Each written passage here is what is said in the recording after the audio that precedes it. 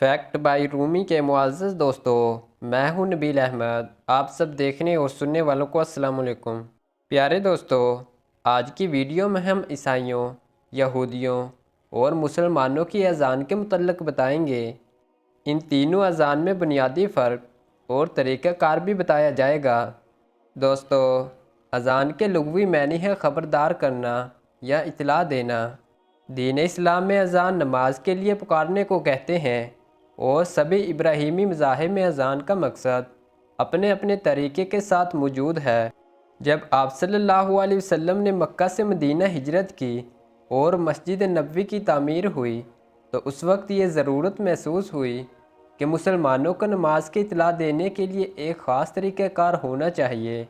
جب آپ صلی اللہ علیہ وسلم نے صحابہ کرام سے اس بارے میں مشاورت کی تو ان کی جانب سے مختلف تجاویز زیر غور آئیں، جن میں سے پہلی تجویز یہ تھی کہ نماز کے وقت کوئی جھنڈا بلند کر دیا جائے۔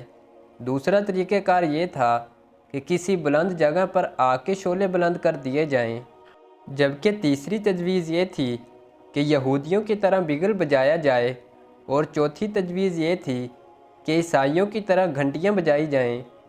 دوستو، یہ تمام طریقہ کار چونکہ غیر مسلموں سے مشابہت رکھتے تھے، لہٰذا آپ صلی اللہ علیہ وسلم نے ان میں سے کسی بھی طریقے کو پسند نہیں کیا، اور سب لوگ سوچ و بچار میں مصروف ہی تھے کہ اسی رات ایک صحابی حضرت عبداللہ بن زید نے خواب میں دیکھا کہ کسی نے ان کو اذان اور اقامت کے الفاظ کھائے ہیں۔ صبح ہوئی تو وہ حضور صلی اللہ علیہ وسلم کی خدمت میں حاضر ہوئے اور اپنا خواب بیان فرمایا، تو آپ صلی اللہ علیہ وسلم نے اس خواب کو اللہ کی طرف سے سچا بیان فرمایا، اور آپ صلی اللہ علیہ وسلم نے اسی طریقے کو پسند بھی کیا، اور کئی صحابہ کرام نے بھی بالکل اسی طرح کے خواب دیکھے۔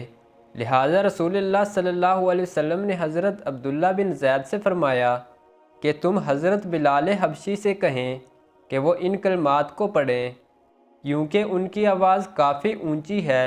لہٰذا اسی دن سے نماز اور اذان کا یہ نظام دنیا بھر میں قائم ہوا، اور حضرت بلال اسلام کے پہلے مؤذن قرار پائے۔ یہ اللہ تعالیٰ کا بنایا گیا نظام قدرت ہے کہ جس طرح طواف کعبہ جاری رہتا ہے، بالکل اسی طرح دنیا بھر میں اذان بھی ہر لمحہ اور ہر وقت جاری رہتی ہے۔ آج سے 2000 سال قبل آنے والا مذہب یعنی عیسائیت میں بھی اذان کے طور پر اس طرح سے گھنٹیاں بجائی جاتی ہیں، جس کے ذریعے لوگوں کو چرچ آنے کی دعوت دی جاتی ہے۔ لیکن کیا آپ جانتے ہیں کہ یہودی اپنی اذان کیسے دیتے ہیں؟ آپ کو جان کر حیرت ہوگی کہ یہودی مذہب میں اذان جیسی ایک پکار بلند کی جاتی ہے، جس کو لوگ یہ سمجھتے ہیں کہ یہ مسلمانوں کی طرح یہودیوں کی اذان ہے۔ یہ اذان آج صرف ان علاقوں میں دی جاتی ہے جہاں پر یہودی بڑی تعداد میں آباد ہیں، جیسا کہ اسرائیل۔ یہودیوں کی یہ پکار مسلمانوں کی طرح اذان نہیں ہے، بلکہ یہ ایک دعائیہ کلمات ہیں جو کہ یہودی دن میں 3 بار پڑھتے ہیں، اور یہ کلمات تورات میں موجود ہیں، جس کا مطلب یہ ہے کہ سن لو اے اسرائیل، تمہارا رب ایک اللہ ہے۔ اور بالکل اسی طرح کے کلمات مسلمانوں کے نماز کے بھی ہیں۔ ان دونوں میں کافی مشابہت پائی جاتی ہے۔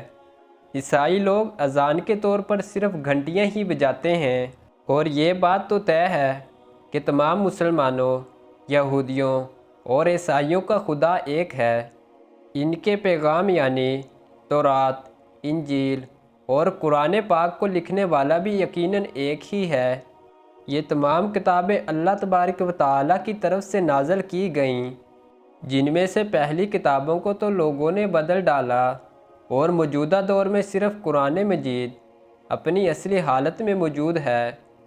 دوستو، اگر آپ ہماری یہودی اذان کے متعلق تفصیلی ویڈیو دیکھنا چاہتے ہیں تو اوپر آئی بٹن کلک کر کے دیکھ سکتے ہیں۔ شکریہ۔